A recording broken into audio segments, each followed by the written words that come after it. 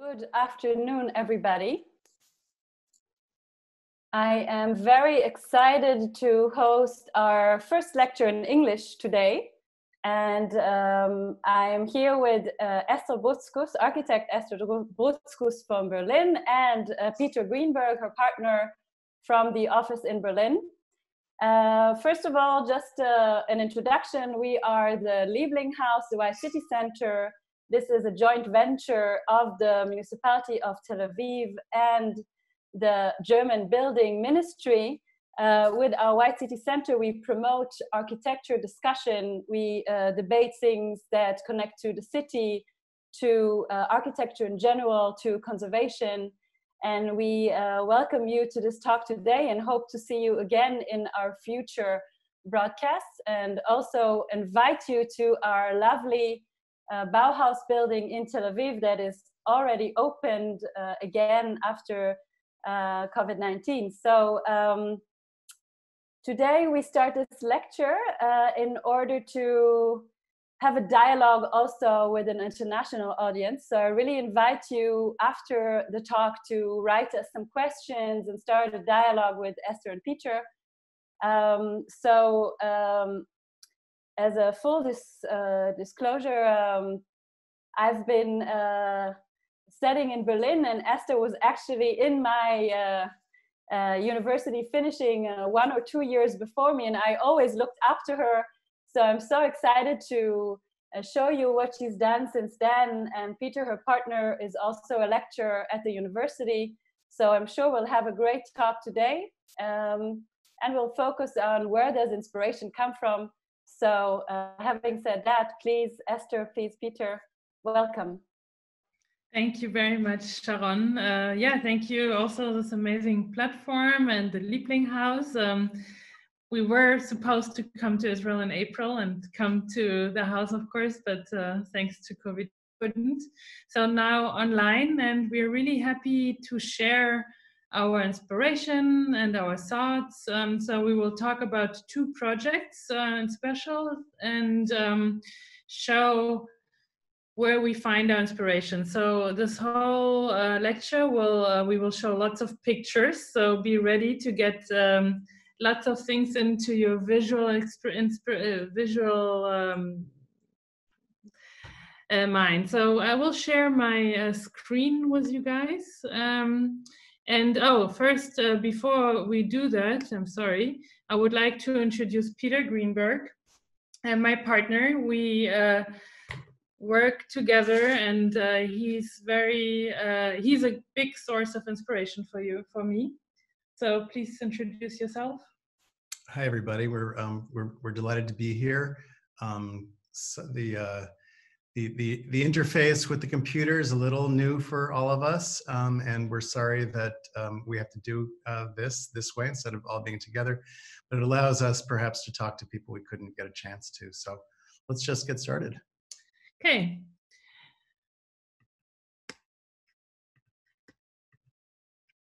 So welcome to the lecture Feel Now Color, the Ethics of Stealing. So before we start into the lecture, shortly about us. We're an interior architectural company in Berlin. We work on different topics. This is our website. You can visit our projects later to see more information about our projects. We design offices. Right now we are working on an office which is really interesting in this time of COVID changing. How do we get together? How do we work? So there's still new ways to go, especially after this time. We are lucky to do also cinema, exhibitions, all kind of creative spaces, which allows us to play more. We love designing hotels, and we travel ourselves a lot, which you will see later on in this lecture. And of course, apartments. This is a place where we are talking from. This is our home. And restaurants are one of our key features in our office. First of all, we love designing restaurants. We love working with chefs. it's always a very interesting process. So today we will talk about two projects, the LA Pokey, which is in Berlin, and the Villa Kellermann in Potsdam. So let us start with an installation by artist Julian Rosefeld, which is called Manifesto, where he had Cate Blanchett quoting Jim Jarmusch's manifesto, where he summarizes Jean-Luc Godard. This is a short video which brings many things on the point for us.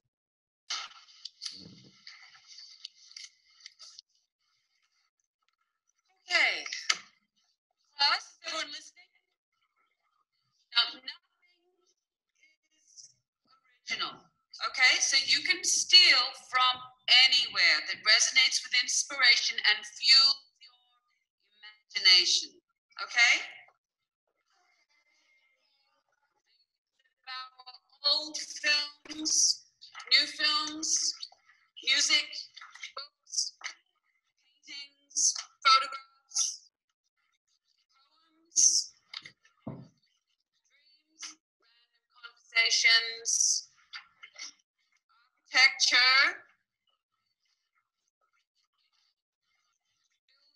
buildings, bridges, trees, cloud formations, bodies of water, even light and shadows. Now, I want you to select only those things to steal from that speak directly to your soul. All right? Your work and your theft will be authentic. All right? Now, authenticity is invaluable. Okay? Now, originality is non-existent. So don't bother trying to conceal your thievery. You can celebrate it, if you feel like it. But in any case, I want you to remember what Jean-Luc Godard said. All right? All right. It's not where you take things from, it's where you take them to.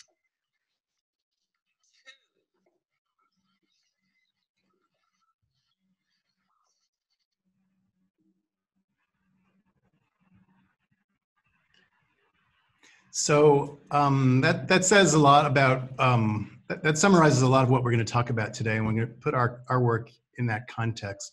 It's not where you take things from, it's where you take things to. Authenticity is what we're trying to do. It's not to aspire to something that's original. We agree actually with the quotation that originality itself is really hard to do. It's very, very difficult and not something we should aspire to. What we should aspire to is to do something that is authentic, that by which we can use the world around us and combine it in ways that will solve problems in their own original way. So Picasso famously said, a good artist borrows, a great artist steals. And we're going to spend some time this afternoon going into what exactly they would have meant. Before I do that, I want to talk a little bit about the whole history of architecture. In a summary, is some way of trying to get to the essence of where ideas come from, where inspiration comes from, and how to steal in the correct way.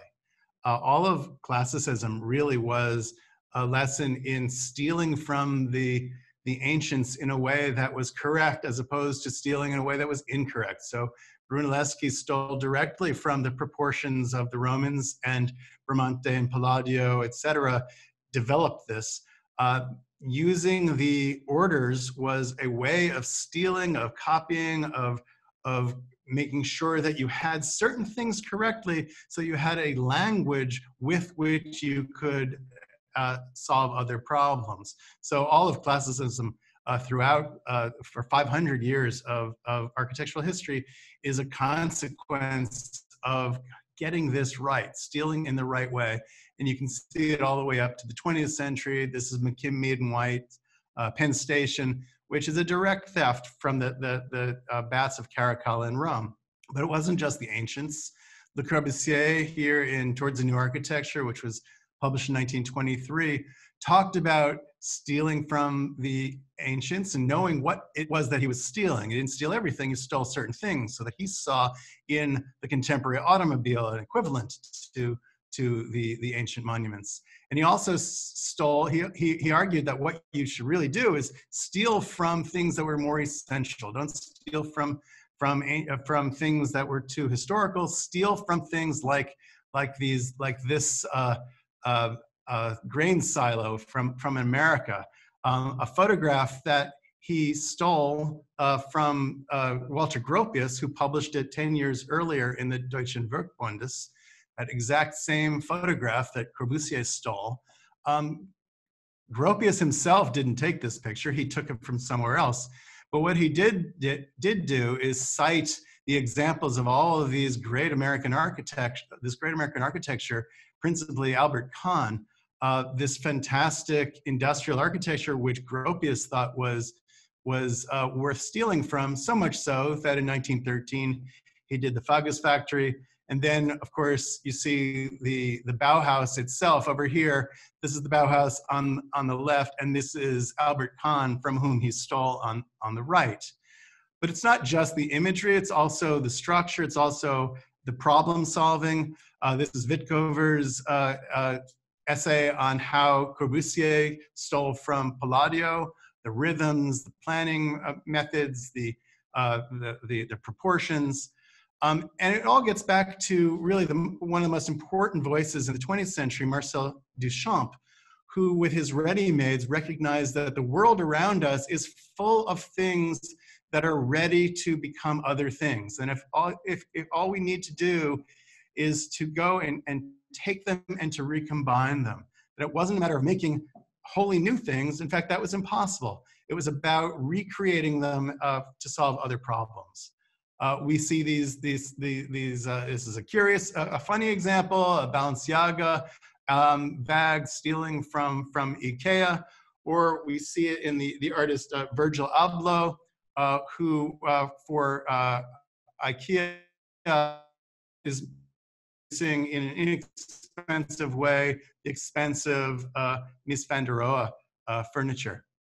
So not only did Picasso say that a good artist borrows and a great artist steals, but Le Corbusier stole that line too. A good architect borrows, a great architect steals. T.S. Eliot says an immature poet imitates, mature poets steal. Steve Jobs says, I've been shameless about stealing good ideas.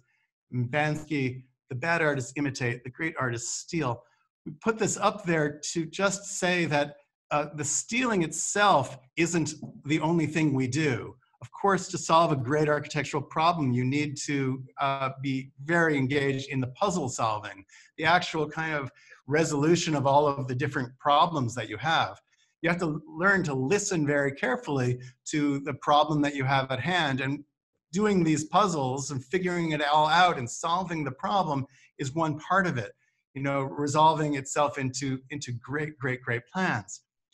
But at the end of the day, we're trying to say that where does inspiration come from? Where do these ideas come from? Where does the vocabulary come from? It comes, as Jim Jarmusch explained, through Kate Blanchett and Jean-Luc Godard, from all over the place. It comes from the crazy things you see when you travel, the contrasts of hard and soft, and things that move and things that are still, these crazy colors, these crazy lines down the middles of things, these color combinations you wouldn't dream of or might only dream of, things you see in the street, things you see, colors and light that you see that you capture when your eyes are open. This ability to kind of be inspired by light and by nature and the amazing things that we see in nature, of the natural rock formations, and the amazing inspiration that comes from materials themselves that become architectural materials.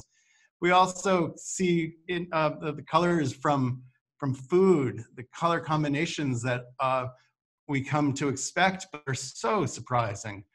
Of course, we're inspired by architecture, by new architecture, by old architecture, furniture, by painting, by the details of painting, by the details of architecture, by clouds, by bridges, by random conversations, by films, by fashion, by contemporary interior designers who do the same thing that we do, of combining these things in crazy kind of ways that attempt to resolve problem at hand by listening closely and by combining in perhaps surprising ways.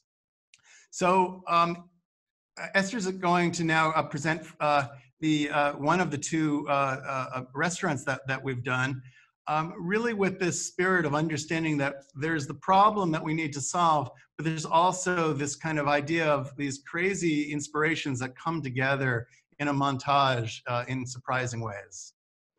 So yeah, all the topics which we just heard in the Julian Roosevelt installation and the pictures Peter just showed, I would like to show you how we introduce these ideas into our projects and where we take the inspirations from, and maybe even how other people get inspired by our projects. So the LA Poke is a restaurant in Mitte. They brought poke balls to Berlin, and the client came to us and said he wants a very Californian space, and he found a perfect space which looked like that. When we came into the space, we kind of weren't sure about it, but we saw already like things we could keep, like the flooring, for instance, was an existent thing which we tried to focus on. So of course, when you hear Hawaii, California, you think about surfboards. This is not what we wanted to do, but we wanted to bring the beach to Berlin. We were inspired by the color scheme of the beach, and especially the datum line, the horizontal line, which separates the earth, the land, the water from the sky.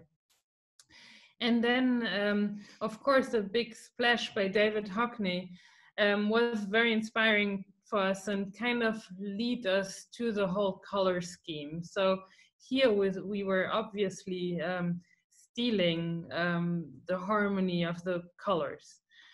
And then random things we found on the internet, like a cut avocado with a pool inside, led us to a very straight design intent and a design idea inside the space. It's all about how colors come together. What do you find inside the existing space? So especially this location was a typical Berlin location with lots of little rooms. So our what we needed to do is kind of to create a restaurant where people can go inside, order food, and find escapes where they can sit and enjoy the poke ball. And also a way of how can we work with colors, contrasts, materials, existing ones, new what we found, and also the forms. So the big thing here was to bring the spaces together. So one way of bringing it together was using the horizontal line, and which we call the datum line. And of course, we found an arch inside the space. So we said, why don't we insert lots of arches into the space, which open the smaller rooms and everything becomes one area. So our work is always about contrasts of thin and thick, straight and round, light colors and bright colors, showing things which maybe don't belong, like putting them into the center, combining plants with our own designed furniture and buying nice elements to it. So you can see very much that this datum line inside the space really brought the space, created a beach kind of like atmosphere, not really, but it gave the whole look and feel and the very clear CI to the space, combined with the Yves Klein blue hallway and the back and some color spots of red inside the space. And also working with illusions kind of. Here you don't really know, is this a window? Is it the opening? Is this a mirror and a reflection? Do you really see what you see, or is it just an illusion? So this is what we really enjoy doing it, and especially like custom-made designs for the space, like the bench and the tables and the lights, which are very simple elements. And here you can also see the contrast of a thin material with a very thick, soft looking corner. And it's all about details. I mean, we always have this big vision in the beginning, and then it comes into the last detail and kind of being inspired of the space. What do we find in the space? In this picture, for instance, you find the terrazzo floor, which we reused as a terrazzo table, just in another way of looking at it. And the Poki somehow became a social media star. It got published worldwide. In total, it had more than 100,000 likes because it was shared all over. So what's happening today in social media, when it gets shared, it gets people get inspired, people share it on the internet, and then people also start to steal. And this is an idea of, or this shows how you can badly steal. This is something we found by coincidence. We went to a furniture fair in Belgium, and that was a stand from a furniture company who just took the Poki floor, the arches, the colors, and copied it in a really bad way, as you can see here when you put the pictures right next to each other. And then we found it in commercials. People used it for showing their own products. Some people got very inspired by our bench design. Somewhere it's like a background for furniture designs. And then once we were researching tiles, we found this website and one of our architects, and we were kind of wondering, and then we put the two pictures together. So on the right side it's a Poki, on the left side it's the copy, and we contacted the company and said, look, you can just copy our project and use it for your own purposes. And they said, well, we looked on the project and we don't really see similarities, but we will take it off our website. Well, but there are, of course, also good ways of copying or bringing it to something better. So we found lots of amazing projects afterwards, which surely got inspired in some parts, and even made better projects out of it. So we're not like, it's not only people who steal from us, we steal, of course, too. So here we will show some pictures. This is the Querico picture, which inspired us for the use of colors and arches. Nice, the Barcelona pavilion, is always a source of inspiration for us, especially the horizontal line in the middle, which goes through the whole pavilion. The reflections of inside, outside. And then the colors of Memphis design. Diving into the colors as Mark Roscoe did. Robert Wilson, the way he works with color and shadows and very simple language of forms. And of course, Le Corbusier with his color schemes, which we use on and on in different projects, and contemporary designers as Studio Paper. But of course, it's not where you take things from, it's where you take things to, which is important. And that's why we think that Kate Blanchett, Julian Rosenfeld, Jean-Luc Godard, Jim Jarmusch brought it really on the point that nothing is original, and it only matters where things, where you bring things to. And this is just one example where we showed you how the whole work comes together into one project. And now we will show you a total opposite project, the Villa Kellerman. So shortly afterwards of doing that restaurant, which was a Hawaiian poke bowl place, we were contacted to do the Villa Kellerman by the chef Tim Raue. Tim Raue is something of a famous chef in Germany. You can watch his Chef's Table episode. You can find him on TV and other places too. We had done, this would be the 6th restaurant that we've done for Tim. This is the restaurant that Esther first did for Tim Raue here in Mitte. But there were also other restaurants in Munich and Konstanz, and also in Dubai. So when Tim Raue contacted us, we knew something about how to work with him. Tim makes the very important point that he thinks that there are 3 facets to a success of a good restaurant. The first, of course, is the food. The second is the service. And the third is the ambiance and the decor. So he understands the role of presentation and of the sense of atmosphere and of ambiance for the creation of a satisfying meal. For the Villa Kellerman, he was approached to make a restaurant that presented traditional German food in a surprising way. And so we took that as our mission to how to bridge the traditional and the familiar, and to bridge a surprise with what's expected.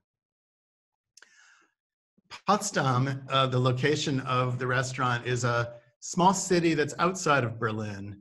It was the residence of the kings of Germany until the 20th century. And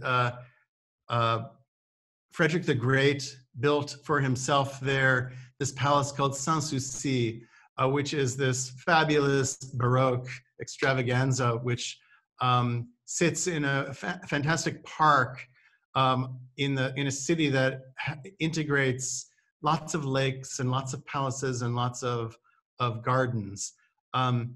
Inside Sanssouci, you find these Baroque rooms that are saturated in each of these different colors, and inside it, they used as a residence to put on these events for themselves. That's Frederick the Great himself playing an instrument in a parlor for his admirers.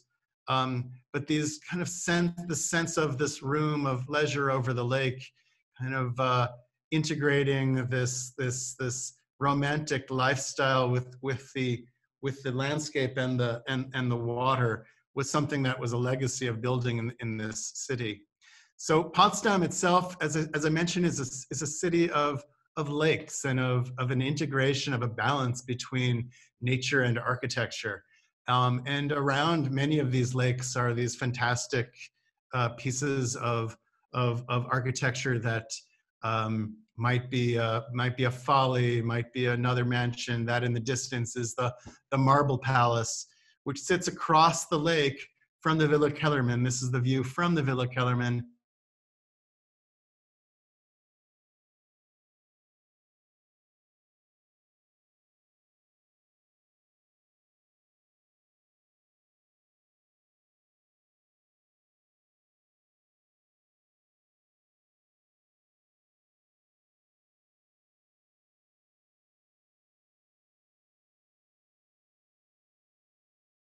Celebrated in a way throughout many eras, and we fancy that what it could have looked like would have been Andy Warhol's Silver Factory at the same time.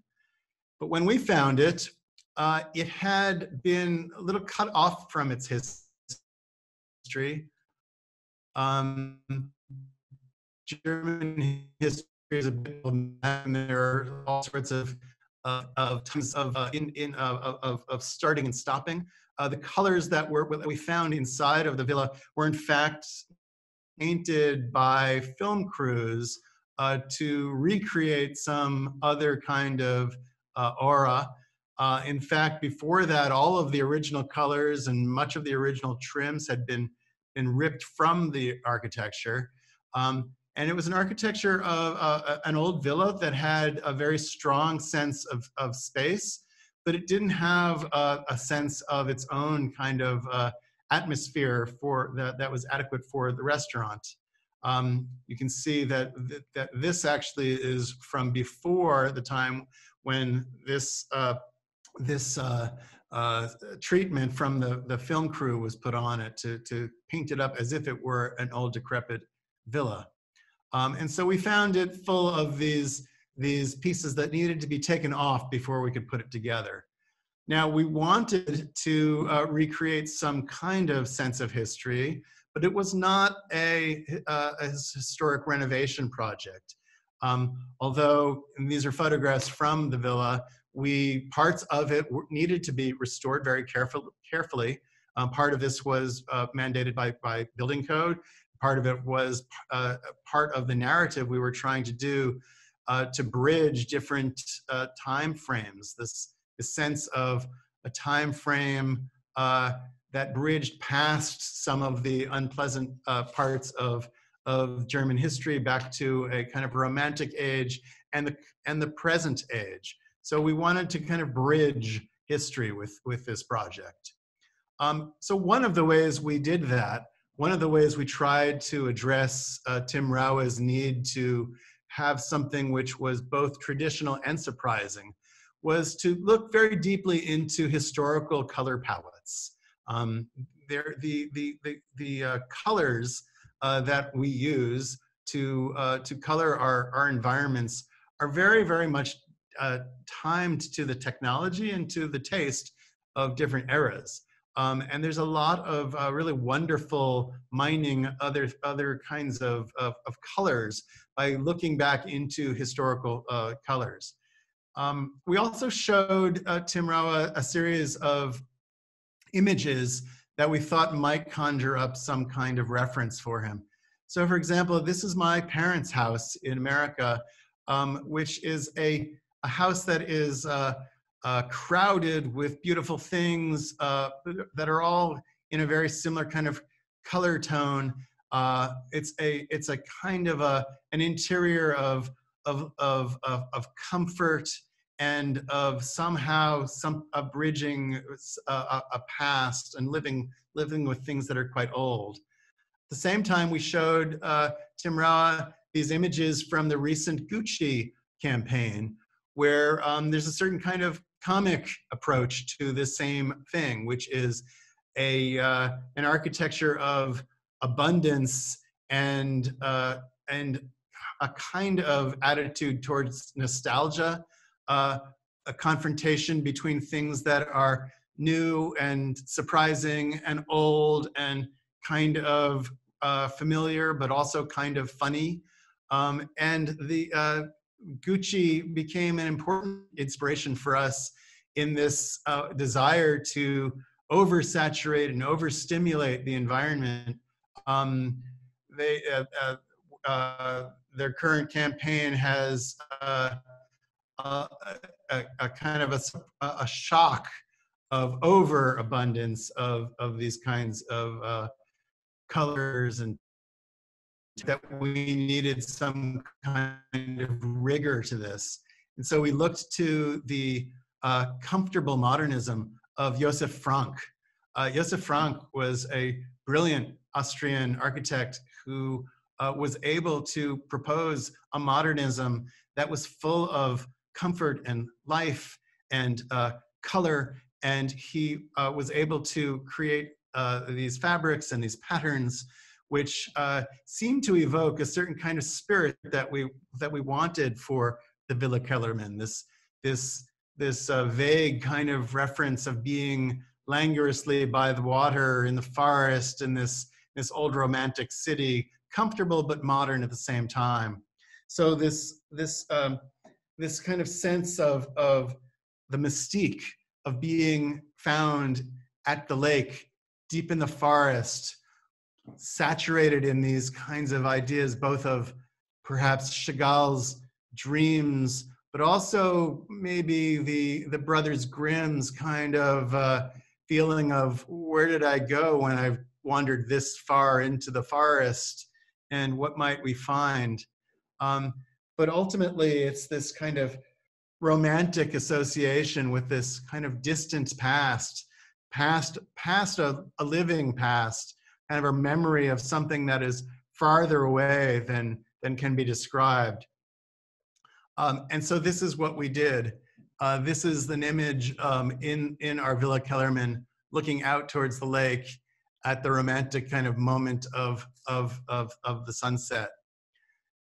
This is where we found it. And this is before the film crew came in. This was the film crew who created whatever atmosphere they were looking for. And this is what the Alta Fritz room looks like now, which I'll take you through in some detail. So when we found the Villa Kellerman, it had a very strong interior architecture already. In terms of its order, the rooms were set, the walls were load-bearing, the windows were historically protected, and one of the real challenges was how to make a new architecture within this space without challenging the order of the old. One of the things we listened to were the suggestions of people like Theo van Doesburg, who shows us that with color planes, one can actually create spatial atmosphere. And so in our axonometric of the final scheme, you can see that the basic approach is that each room has its own rich saturation in a chrome. So there are green rooms, there's a blue room, there's a golden and red room, and that we tried to have the diners be immersed within the color of each space. Now, this is a strategy that we've used in other kinds of projects before. This is a wholly different kind of project. This is for an office here in Berlin. But in that project, we just used color for different meeting rooms to differentiate each of the spaces. And also at a cinema that we did here in Berlin, deeply saturated colors create these very, very rich environments that create different identities for each of the spaces. So we wanted to create rooms of identifiable color. We wanted you to get lost within the particular chromatic experience. We wanted to perhaps conjure up all the subtle variations of a color, to feel what it's like to be inside of lots of greens rather than just to be within green. And of course, we were making reference to what was there in Potsdam and what Potsdam was all about. These deeply saturated rooms, these crazy rooms that you find at Sanssouci and the other palaces across the lake. And let the Villa Kellerman be a 21st century version of this, speaking across the years back to these kinds of buildings. But at the same time, we wanted to use a modern kind of perspective, this idea of planes of material. So what we did when we planned the space was we realized that the furniture itself could not be the same thing as the architecture, but that it had to be an architecture within the walls. So we made islands of furniture, of all bespoke furniture that stepped away from the walls. So we followed the lessons perhaps of Carlos Scarpa, who taught us that to accentuate the individuality of each of these elements, it could not be part of the wall, but had to be articulated away from the wall and away from the floor, so that each of these islands became its own kind of destination, separate from the chroma of the color. So here you see the reflected ceiling plan, which explains the project very well. And here is a plan that shows it with the saturated colors of the furniture. So let me take you through each of the rooms. When we talk about the blue room, we want you to kind of get this kind of sense of getting lost in the color, these kinds of these romantic colors of sublime atmosphere of these romantic paintings of Caspar David Friedrich, perhaps, or getting lost in the colors of Rothko or Yves Klein or the blue period of Picasso, so that when we get to the rendering of the space, you can see that there's a kind of a languorous spirit of being in an old villa by the lake with views across it through all of these rich blues. And that's a view of what we ended up doing, where you can see all of the different kinds of fabrics and textures and materials and colors that come together to create this blue room. So this is the color palette that we used, a grouping of dyed woods and fabrics and wallpapers and metals that together create this ensemble. And if we take a closer look, you can see, for example, the fabric that is on the banquette is a 20th century take on a 19th century pattern by William Morris himself, made by Alison Guy, who interpreted for the fabrics. Also on the wallpaper, here's the blue room during a meeting with all of the contractors, where we were testing the blue wallpaper, which is a wallpaper designed in the early 30s by Estrid Eriksson, of lots of little elephants. And so here you see it all coming together, the fabrics and the woods and the elephants looking into a different room. When we came to the green room, it was a slightly different problem because this was an event room, so we needed to be able to take all of the furniture out. We had to have the lighting not connected to the ceilings. And so we created a similar kind of ambiance with a different kind of set of references. So these are the green rooms where we combine different kinds of fabrics and different greens. This is perhaps a romantic image of the greens that may have inspired us, and Rothko and Albers. But here, when it all comes together, you can see that the greens and the grays kind of become in one light, one kind of atmosphere, and that the materials themselves in these two different rooms that are interrelated are fused through the use of the metals. This, of course, is a picture where we were testing lots of different kinds of greens, because it took a long time to find the right mix of green. But here you see the detailing, the modern detailing with the historic colors, the very thin contrasts, the flats and the rounds, the detailing that we had that tried to express something that was quite thin with something that's quite thick, big and small. And ultimately, it takes an eye to kind of see what is old and what is new.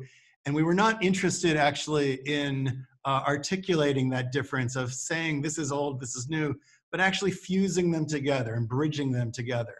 And lastly, the Alta Fritz room, the room that has a direct view of the lake, and to the other side, this view of the Andy Warhol that dominates the room, the Alta Fritz, who sits looking out towards the water and allows the islands of furniture to kind of sit within it. And you can see it's not just one color, it's a fusion of many colors coming together. And here you can see the palette, you can see the reds and the golds and the browns as they come together. In the corner we put a reflective window, a reflective mirror that reflects the windows, and views from the Alta Fritz room through the blue room into the green room. And finally, just conclude with showing into the foyer, where we made a custom light fixture to dominate the existing space. You can see the fixture there. and then downstairs with stripes of different kinds of marbles into the bathrooms, where there was another surprise of rich saturated colors and thick and thin, thick and thin. So to sum up, the design idea was to present each of these historic rooms with its own rich chromatic experience.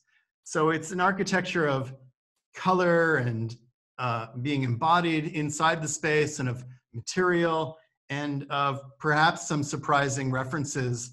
But ultimately what we're trying to do is to create an ambiance that bridges the familiar and the new by using a historic color palette, but modern detailing to create that bridge.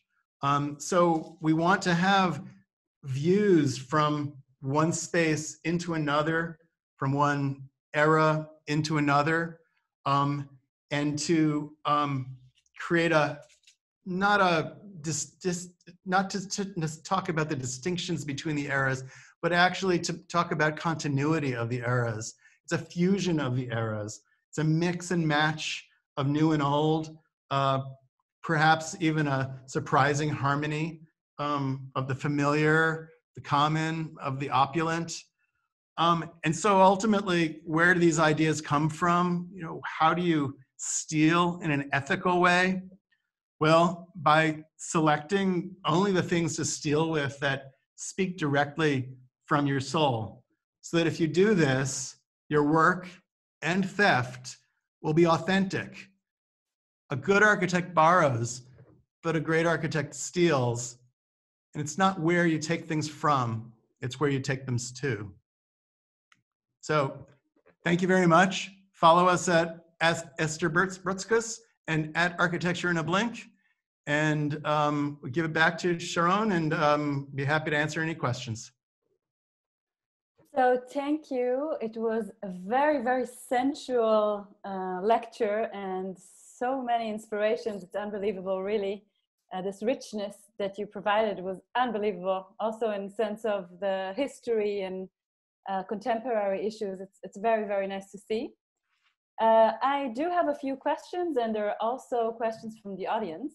So I'll start maybe with mine, just because we're Tel Avivians, and maybe it's also interesting to talk about conservation in that sense that we are in the White City, and this is what our center deals with.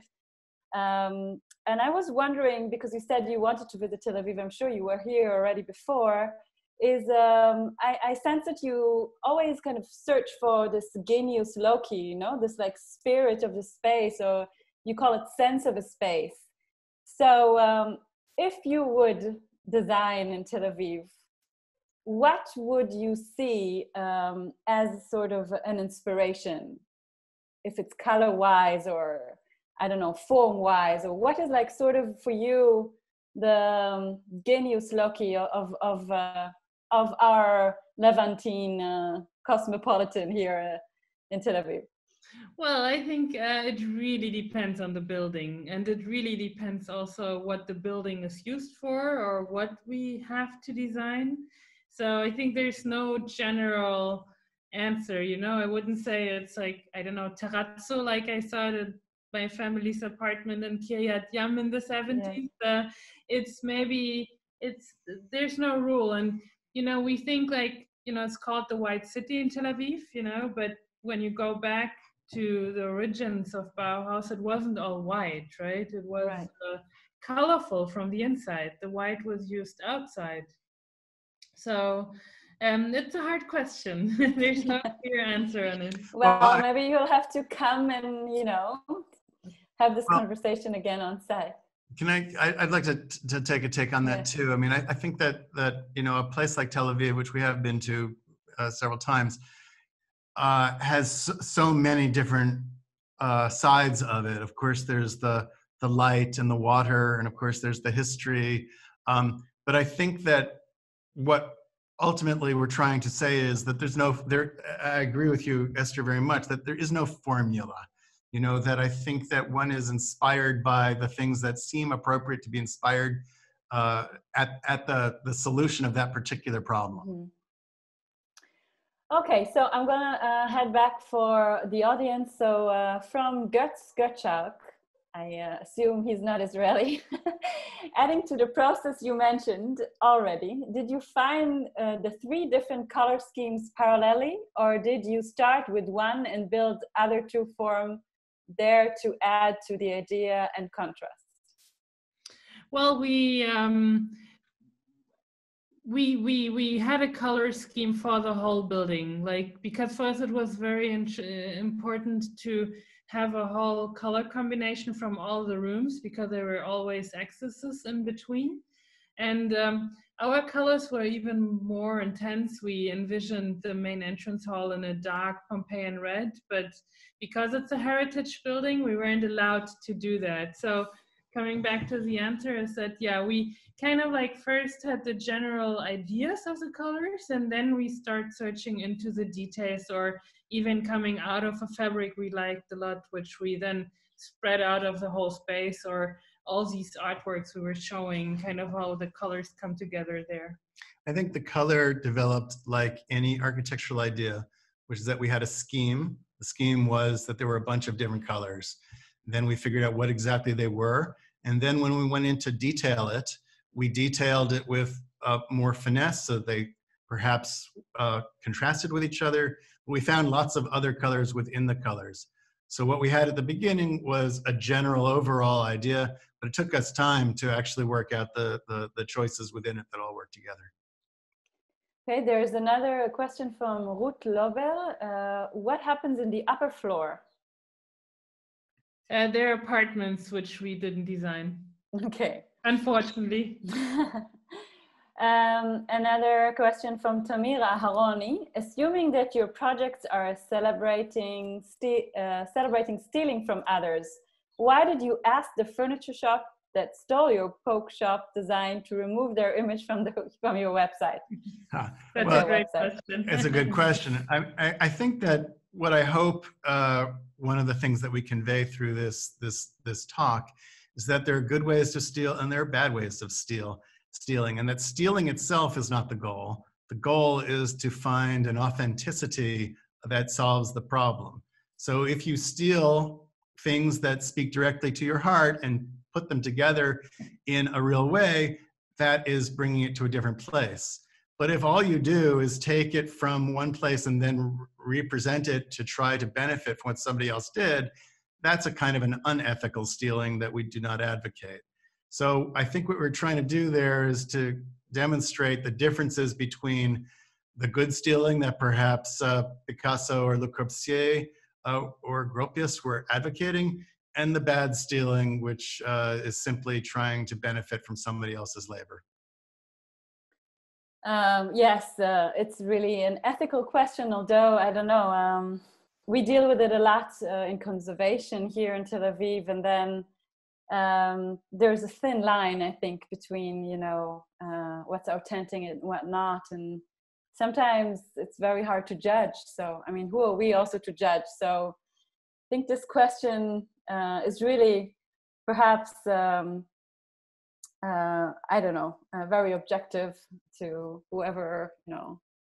Yeah, well, I mean, I totally agree. You know, what is, I mean, if you like, especially in conversation or renovate, if you don't have anything anymore where you know how it looked like, it always kind of like important to work with a space and to kind of maybe step back with your design decisions in order to let the space shine, you know? So sometimes you can go back and learn from the modernists, right? And learn from where it comes from in order to rebuild it. But with this website where they stole like our idea, you know, it's just taking our design, rebuilding it in 3D as a 3D model, and then putting their name underneath it. That's not okay, you know? So it's always question of, I mean, it's a very daring lecture we are putting out there, you know, it's saying like, we have no problem showing that we are stealing, but we are creating something new out of it, you know?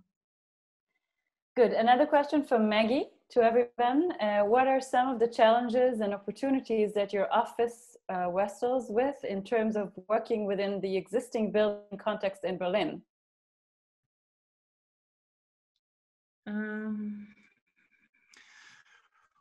Well, Berlin's a fascinating city. I can say this as an outsider. I didn't grow up in Berlin. And I think one of the fascinating things about Berlin is that people in Berlin have lived with different, somehow horrible ideologies. This was a city that we're speaking to you from what used to be the capital of communist Berlin.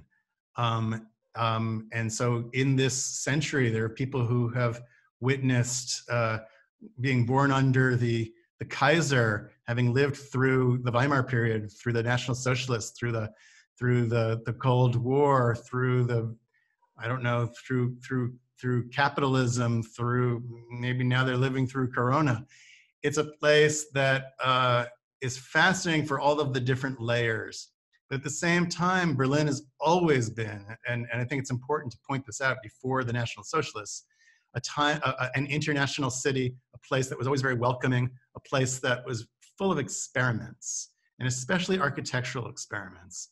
It's an amazing place to be an architect because there's a very high level of examples all around us of great experimental architecture. So I would say that one of the opportunities is to be able to live up to that and to be able to perhaps try things here that might not work in other places. The other thing I would say is that the Berliners inhabit the kind of the body of these old buildings in a way that I don't quite have seen in other places. There's a contentment with putting something very fresh inside something that hasn't been completely restored.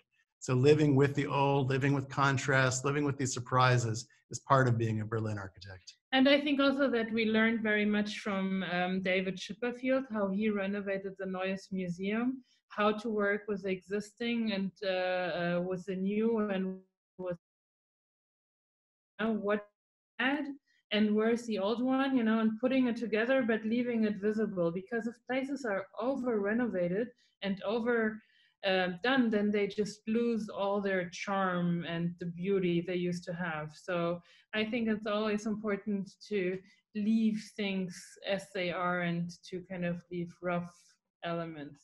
I really, really agree with you. I wish you could have seen the Lieblinghaus. We actually try to tell the stories like you do also. And I think in Tel Aviv, now with so much renovation going on, this phrase is really, really important, to not wipe everything out, but let the layers of the past shine through.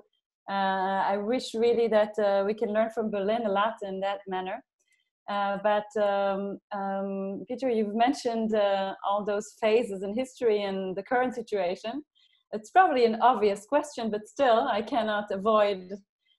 So is there anything that you would change when you approach designing now out of the last COVID-19 episode that we all had to go through? Is there any sensitivity or any flexibility or anything you would perhaps look at different now than you used to in terms of design in general? Well, I think that Esther briefly mentioned this in the intro, that we do lots of work for hospitality, of course, so for restaurants and for hotels, and they're very hard hit, of course, by people not going out of their home. We also do a lot of work for offices.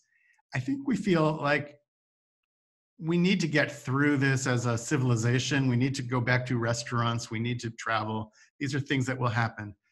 But the question is, do we need to go back to offices? Is there a need for there to be a space where everybody spends a lot of money, company spends a lot of money, so that everybody can be crowded into one place? And I think one of the things that we're learning is that offices are not just places for you to do your work, but they're places where you come to be with other people and do your work. And so I think what we're seeing is some of the trends that we understood in office design to be reinforced by the Corona thing, which is that perhaps you need more places to go in an office than one desk. You need to be able to have lots of places. You need to have choices. You need to give your employees autonomy. So maybe more people will in fact work from home, but come to the office sometimes and for different things. So perhaps we'll see them less dense. Perhaps we'll see many more chairs. I think it will change workspace more than it will change the restaurants, because I think people will have a desire to go out and sit with people that they're familiar with intimately and dine at good restaurants. Okay, great. Thank you so much. We hope to have you live in Tel Aviv very, very soon, and perhaps do another lecture for us at the Liebling House. Well, we look forward to that. Yes. So to everybody else who's still with us, I would want to also introduce next week's lecture. It's in Hebrew this time. It's called Une ville blanche on the shores of Levant, the presence of native Sephardic and Mizrahi French-speaking architects and French Mediterranean architectural modernism in Tel Aviv. Because usually we, refer to Tel Aviv as like this Bauhaus city, but now there's also research dealing with this kind of French influence and the Mizrahi influence, which I think makes the White City even more spectacular through this multi-international influences that it had. So I really would invite everybody to this next lecture. It's in Hebrew. But please stay tuned. We have other English lectures following soon. And again, if you want to see more of Esther and Peter's projects, you can find them in their website. And I hope to see you again, everybody. Thank you so much, Peter and Esther from Berlin. Thank you, Sharon. Hope to see you again soon. Thank you, everybody. Bye-bye. Bye now. Bye.